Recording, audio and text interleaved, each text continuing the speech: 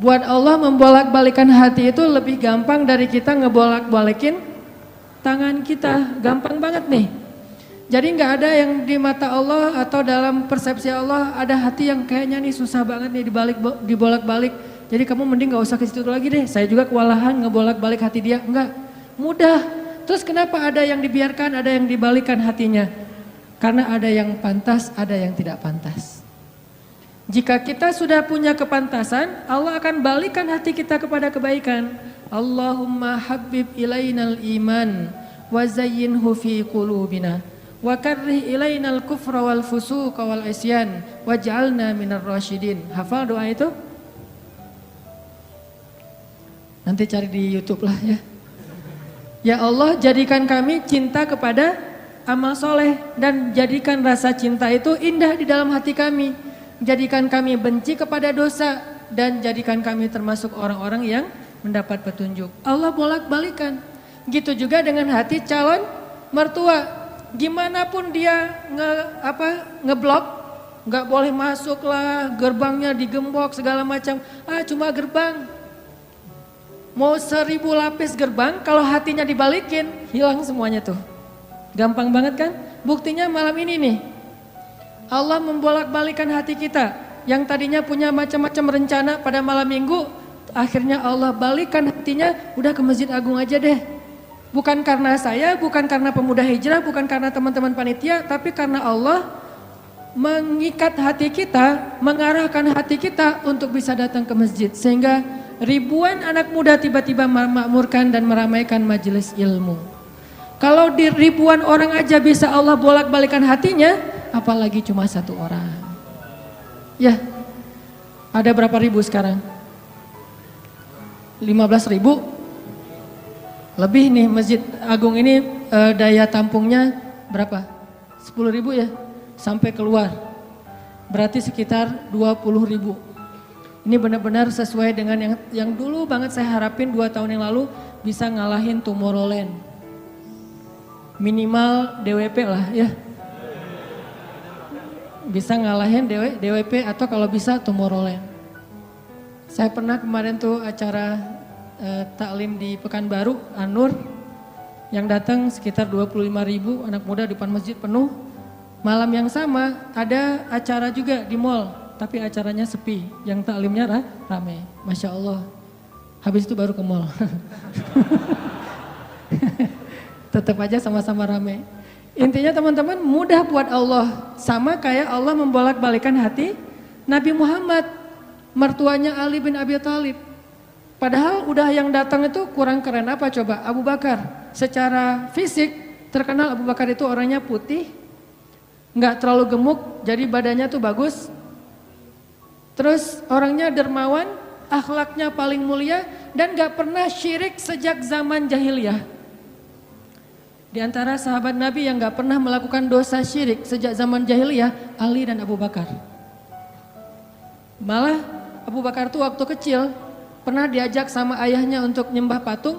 Begitu ayahnya selesai ibadah nyembah patung pergi, itu patung diludahin sama Abu Bakar. Dilemparin kotoran sama Abu Bakar. Apa sih lo patung doang masa disembahin? Kalau lo bisa balas gua, coba lo balas, dilemparin. Ternyata gak balas. Dari kecil juga Abu Bakar itu udah gak pernah syirik. Orang yang sangat terjaga, hanif. Dan julukannya juga sama dengan julukan Nabi Ibrahim, Siddiq. Wadhkur fil kitab Ibrahim innahu kana siddiqan nabiyya. Ibrahim Siddiq, Abu Bakar Siddiq, sama nih. Bahkan Nabi sering membandingkan Abu Bakar sama Ibrahim. Engkau wahai Abu Bakar seperti Ibrahim. Engkau wahai Umar seperti Musa. Ya iyalah Umar ya. Musa kan gak sengaja noel orang langsung meninggal kan ya. Ngelihat Bani Israel agak ramai gitu lagi mau gelut sama orang Kipti. Karena Musa kasihan kepada Bani Israel yang lemah, akhirnya dia cuma ditakol dikit lah si orang Kipti ini teh. Cuma apaan sih lo? Meninggal. Belum diginiin, baru gini doang coba. Jadi kalau dulu ada ultimate fight, kayaknya Musa tuh juara bertahan tuh. Nah kalau di zaman Nabi orang kayak Musa, Umar, jawara Quraisy. Kalau ada yang macam-macam sama Umar, lo berani sama gua. Nih lo lihat nih.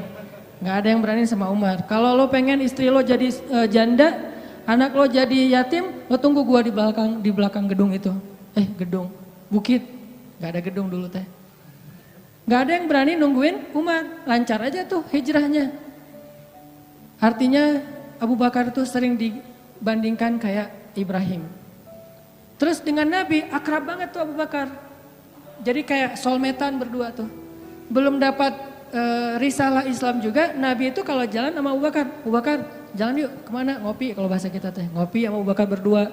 Dari zaman sebelum Islam juga Nabi itu dalam tanda petik udah sering ngopinya sama Abu Bakar. Coba, enak gak nolak teman ngopi kita? Agak susah kan, dia ngajak kemana, gak enak kan nolaknya, ya udah gue datang gitu. Ali ngerasa, wah nih yang datang nih saingan berat nih. Pernah bersaing dengan orang kayak gini? Pernah, cuman sering kalah. Gak ada saingan juga masih ditolak ya, apalagi ada saingan. Nah itu mah saya banget, bukan teman-teman. Udah biasa ditolak, pada akhirnya diterima juga.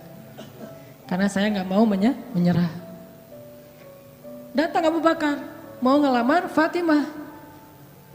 Ali pas tahu berita itu, ya udahlah berarti pupus harapan. Hashtagnya berhenti aja. Udah gak bisa ngapa-ngapain. Tidak lama kemudian setelah Abu Bakar lama di rumah Nabi terus pulang, Ali merhatiin wajah Abu Bakar, nih wajah diterima atau wajah ditolak nih. Ternyata dapat kabar Abu Bakar ditolak sama Nabi. Yes, kata Ali. Abu Bakar ditolak sama Nabi. Cuman sisi lain, Ali makin gak pede. Kalau Abu Bakar aja ditolak, siapa saya? Bahkan lebih ditolak lagi. Jangan-jangan belum sampai di pintu juga, udah Ali pulang aja deh. Abu Bakar aja ditolak. Yang kurang apa coba? Akhlak luar biasa, agama terbaik. Bahkan umat Islam paling baik imannya tuh. Dan amal solehnya Abu Bakar. Gak ada tandingan lah. Mau ngelihat surganya di akhirat. Orang kaya di dunia dan kaya di akhirat tuh Abu Bakar tuh. Ada orang yang di dunia miskin, di akhirat kaya. Di akhirat miskin, di dunia kaya. Kalau Abu Bakar, dunia akhirat kaya. Surganya Abu Bakar tuh dikelilingin sama Jibril. Jadi Jibril lagi pengen ngukur surganya Abu Bakar. Terbang setahun. Udah setahun terbang, itu baru di pinggirnya surga Abu Bakar. Belum sampai ke tengah. Padahal Jibril itu kecepatannya lebih tinggi daripada kecepatan cahaya. Bayangin, udah setahun perjalanan cahaya baru di pinggir surganya Abu Bakar. Belum juga masuk, belum sampai ke alun-alunnya surga Abu Bakar. Baru juga perbatasan coba. Kurang apa Abu Bakar? Ditolak sama Nabi. Duh, makin gak pede, kata Ali. Cuma gak pakai bukan orang Sunda soalnya. Gak lama kemudian datang lagi. Cowok keren, jawara Mekah, Umar datang. Assalamualaikum. Suaranya agak-agak gitulah. Walaupun susah nirunya, cempreng soalnya. Assalamualaikum, waalaikumsalam kata Nabi datang. Pas diintip sama Ali, tanya-tanya ke teman-temannya, ada berita apa nih trending topik. Ternyata trending topik di Twitter, Umar melamar Fatimah. Wah rame lagi viral di mana-mana. Makin, aduh saingannya berat-berat gini gak ada yang di bawah saya gitu yang datang, biar saya agak-agak pede gitu. Ternyata Umar pulang juga ditolak lagi sama Nabi. Ali yes tapi tuh gimana ya kalau Umar aja ditolak yang paling kuat bisa menjaga Fatimah banget kan. Kalau ada apa-apa Fatimah tenang aja ada gua. Naik motor berdua sama Umar gitu kan zaman kita mah ya. Sengaja gak bawa jas hujan. Kalau udah hujan buka baju kasih ke ceweknya. Gak pakai baju memotoran. Cowok banget lah itu mah ya. Pulang-pulang sampai ke rumah minum antangin. Umar tuh jawarannya, Nabi kan pasti tenang banget ngasih anak ke orang kayak Umar. Keluar dia singa, di dalam dia kucing Anggora. Maksudnya apa? Dia tuh gak pernah kasar sama istrinya, walaupun dia keras kepada musuhnya. Kalau dimarahin istrinya, diem aja. Udah selesai dimarahin, ya udah pergi nyari teman. Mau curhat habis dimarahin istri, pergi ke rumah Nabi. Pas di depan rumah Nabi kedengaran dari dalam Nabi juga lagi dimarahin istrinya. Nabi juga diem aja. Ini teladan orang-orang soleh. Jadi yang keren tuh bukan yang gampang marahin istri, tapi yang gampang dimarahin istri. Setuju yang di atas? Cowok keren itu bukan yang gampang marahin istri, tapi yang gampang dimarahin istri. Pah, ya mah. Di dalam rumah tuh ya mah, di luar apa lo? Tuh cowok keren tuh. Pas Nabi keluar, ada Umar. Ya Rasulullah, Umar gak mau ngebahas, gak mau komen lah. Daripada komentar di blog kan, diam aja deh gitu. Udah selesai jalan sama Umar. Umar nanya, ya Rasul saya tadi habis dimarahin istri. Mau ngajak Rasul ngopi, curhat. Nabi juga lagi dimarahin. Kata Nabi, bagaimanapun dialah yang mengurus rumah. Dia yang mengurus aku, keluargaku. Nabi nyebutin kebaikan-kebaikan istri. Gak mau nyebutin, dasar emang perempuan emang kayak gitu ya. Saya tuh Nabi loh, masa Nabi dimarahin? Kamu paham gak sih perasaan aku? Gitu. Enggak, Nabi gak ngomong kayak gitu. Nabi cuma membicarakan kebaikan istrinya. Umar yang datang ditolak. Akhirnya Ali udahlah, mau kayak gini mah kayaknya udah gak mungkin deh. Abu Bakar ditolak, Umar ditolak, berarti ada standar di atas mereka berdua. Yang kaya raya ditolak, yang paling eksis berpengaruh, jawara ditolak. Nah saya gak punya dua-duanya. Masih kecil soalnya, nanti kalau dia udah dewasa, Ali emang jawara juga tuh. Malah gladiatornya Nabi kan. Ketika orang gak berani menantang seorang musuh, Ali yang berani. Saya Rasulullah, Ali itu. Akhirnya Ali diam-diam aja, udah gak mau ngebahas lagi tentang Fatimah. Udah aja tutup bab tentang Fatimah. Sekarang yang lain aja deh. Tapi teman-temannya ngegojlokin terus. Ali. Kalau bahasa kita jomblo gitu. Dibully terus. Ustadz posting bully. Teman ngomong gak bully. Pokoknya bully nasional aja. Karena dibully-bully terus. Akhirnya Ali memberanikan diri. Ya udah datang deh. Bertamu. Pokoknya malam ini diterima, ditolak. Walaupun kemungkinan besar ditolak. Saya harus datang dulu nih sama Nabi. Beraniin diri. Gak usah majang mikir. Datang. Assalamualaikum, waalaikumsalam. Ali masuk. Ada Nabi kan senang banget sama Ali ya. Kesayangan Nabi banget lah pokoknya Ali itu. Duduk, ada apa Ali? Enggak, cuma pengen silaturahim. Enggak ngomong apa-apa coba. Cuma pengen silaturahim. Nabi sehat, mau diambil air hangat. Pokoknya gitu-gitu aja. Ali ada apa? Enggak ada apa-apa ya Rasulullah, cuma kangen aja pengen duduk sama Nabi. Kayak gitu aja terus. Lama-lama Nabi kan paham. Dan Allah yang kasih wahyu. Ali, kamu gimana sama Fatimah? Langsung Fatimah.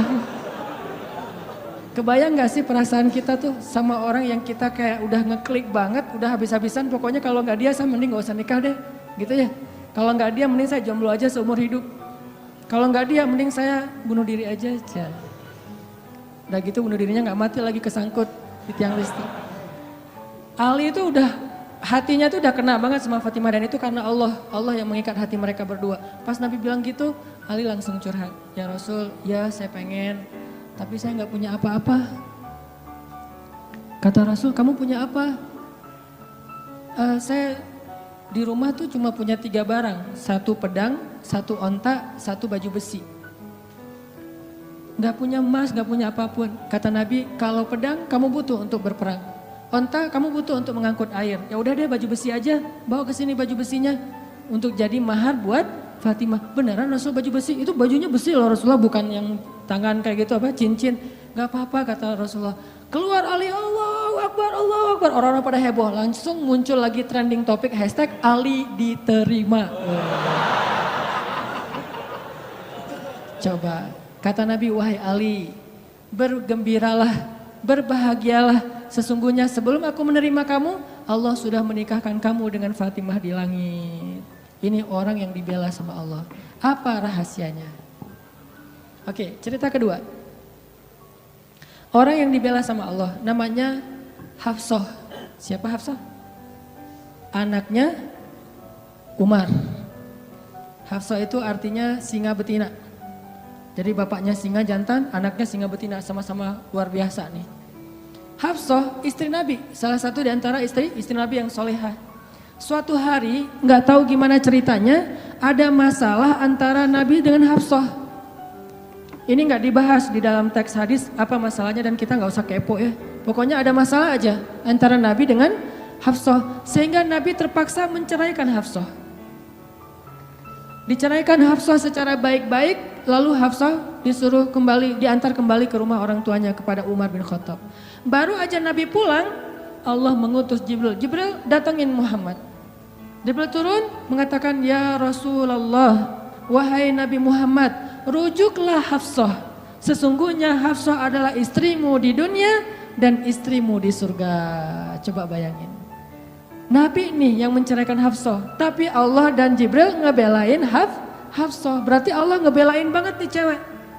Cewek gimana sih kok dibelain banget sama Allah, begitu suaminya emosi, tiba-tiba nggak sengaja ngomongin, ya udah kita jalan sendiri-sendiri aja. Allah yang ngasih pertolongan, Allah yang ngebelain si cewek ini.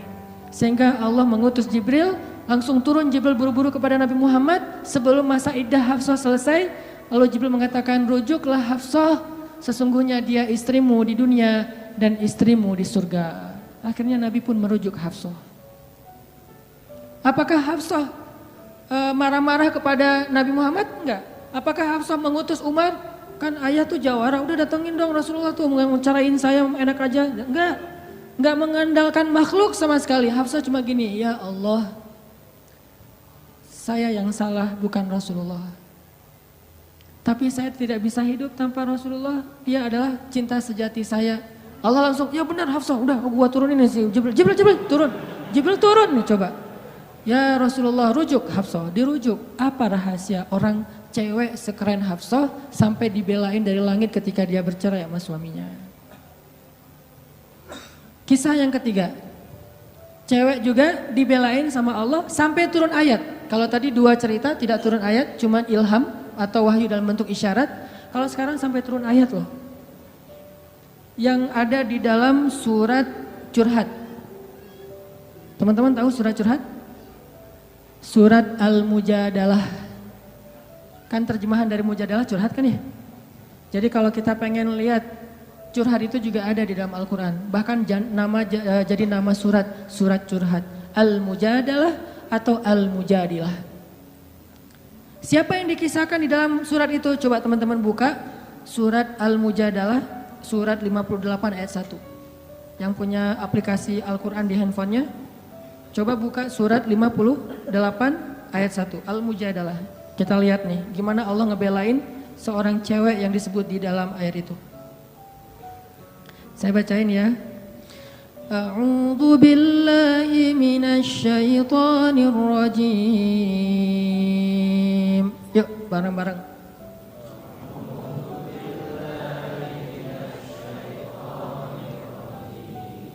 Bismillahirrahmanirrahim.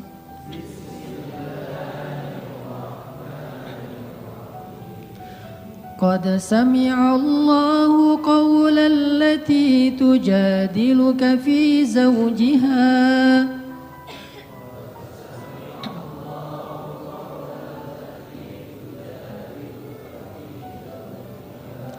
wa tashtaki ila Allah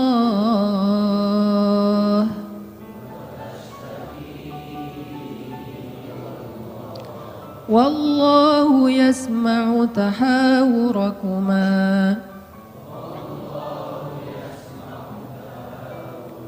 innallaha sami'un basir.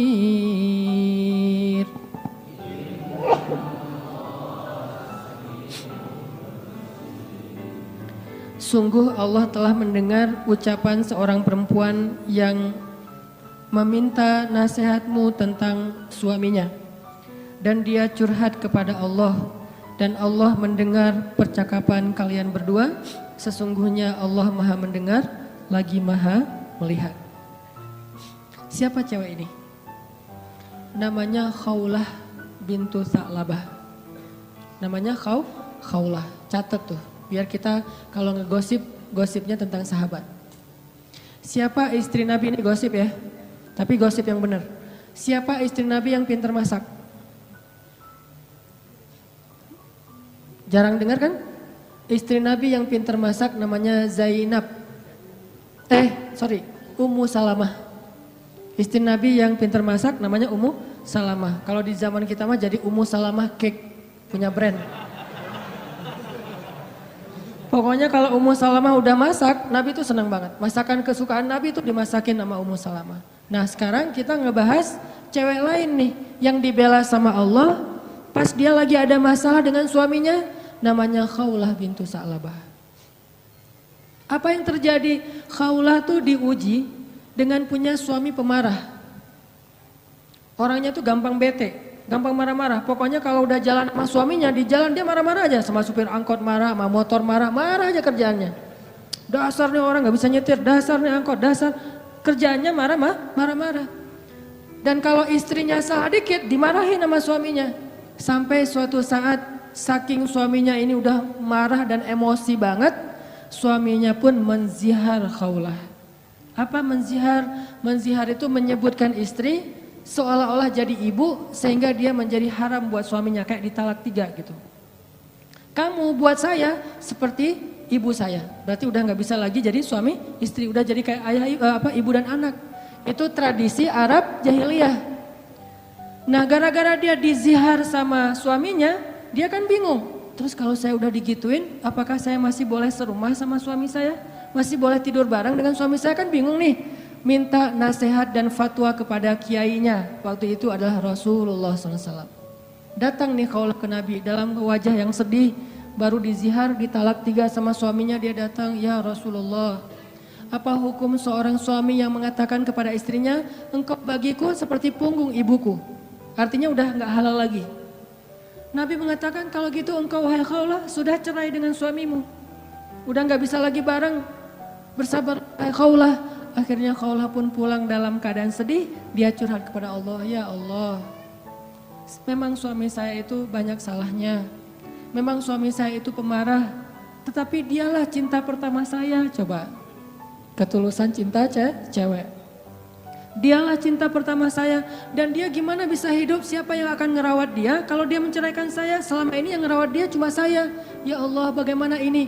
Watashtaki ilallah. Minta nasihat kepada manusia, tapi curhat kepada Allah. Itu ayatnya tuh. Tujadi luka watashtaki ilallah. Dia minta fatwanya kepada kamu Muhammad, tapi curhatnya kepada Allah.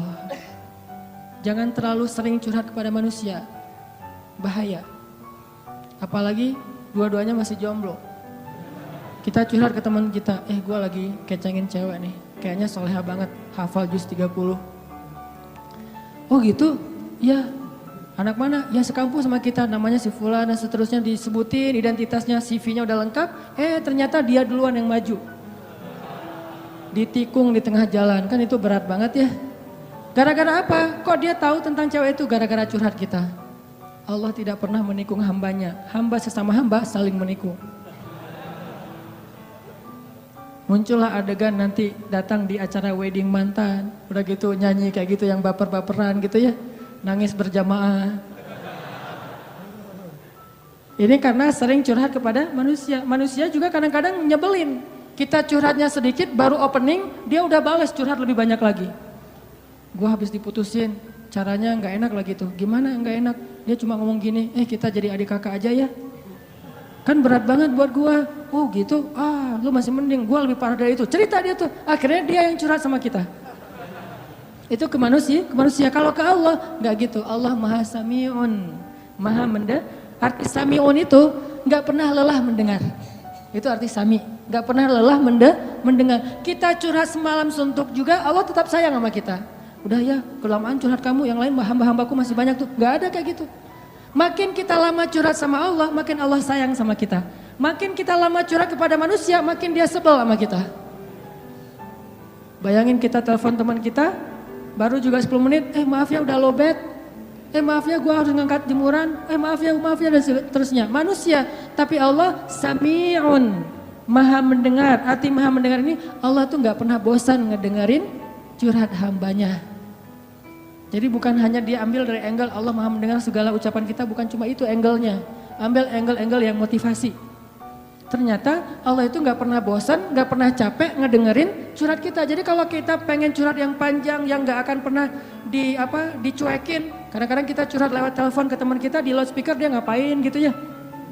Kok gak ada suara dia, kok diam-diam aja. Kamu dengar kan? Dari jauh dia langsung lari, iya dengar, terus pergi lagi. Kita ngomong sendiri, teleponnya ditaruh di atas bantal, dia pergi. Itu manusia, Allah enggak. Wa idza sa'alaka ibadi anni fa inni qarib. Kalau kita tanya ke Allah pengen curhat, Allah bukan menjauh. Apa-apa, sini, dekat. Allah malah mendekat kepada kita. Apa? Wahai hambaku ada apa? Kalau teman kita menjauh, kalau Allah mendekat coba. Sami'un qaribun. Orangnya tuh qarib, kalau bahasa kita karib, akrab orangnya. Bukan orangnya, zatnya. Allah itu zatnya akrab, asik gitu. Nggak bakal